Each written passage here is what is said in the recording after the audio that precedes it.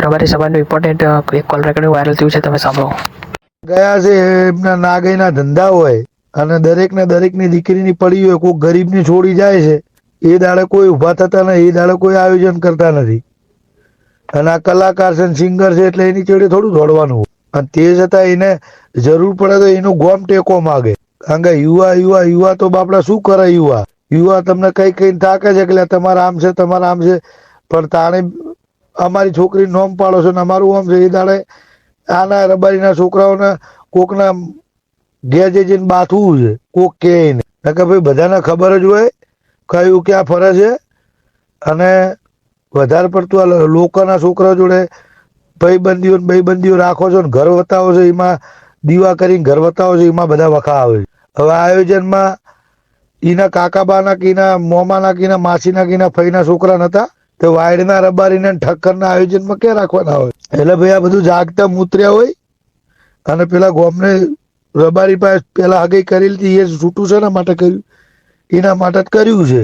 એટલે આ બધી વસ્તુ ભાઈ આવી હોય છે. અને આવી નુસન્સ વેળા છોકરીઓ હોય, એમને જવાનું ન હોય, અને જઈને લાવો ને તો આવી હાહરીઓને મારી નાખવાની હોય. આ તો તારા રબારીના રૂપિયા ગણી લેવા, બીજે 15 લાખમાં 20 લાખમાં આલી દેવી. એમ 15 20 ગણવામાં સમાજની પથારી ફરી છે. લાઈન હમણાં 2-4 છોકરીઓ લાઈન સીધી પટાઈ દો, મારી નાખો એટલે બીજી ઊંચી નીચી થતી હોય તરત બંધ થઈ જાય. લોકમાં જાય છે એટલે કોઈ આબરૂ લેવી નહીં, કશું કરવું નહીં, કશું મારવી નહીં, મારવો નહીં, કશું કરવું નહીં. અને કોઈક રબારી છોકરો ગરીબ લઈને નાઠો એટલે અહીંયા જઈને લાકડીઓ પસાડવી. એટલે સમાજે ભાઈ ઊંધા માર્ગે હેડે.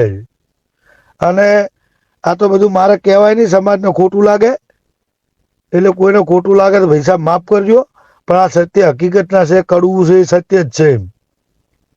હમણાં કોઈક રબારીનો છોકરો 2 મોણા હગાઈની વાત લઈને આવે, ભાઈ તમારા છોકરાને અમારે છોડીને આવું છે, ભાઈ અમારે રાજી ખુશી વેવાઈ થવું તો બેટી સુધી બોયો ચડાવે છે.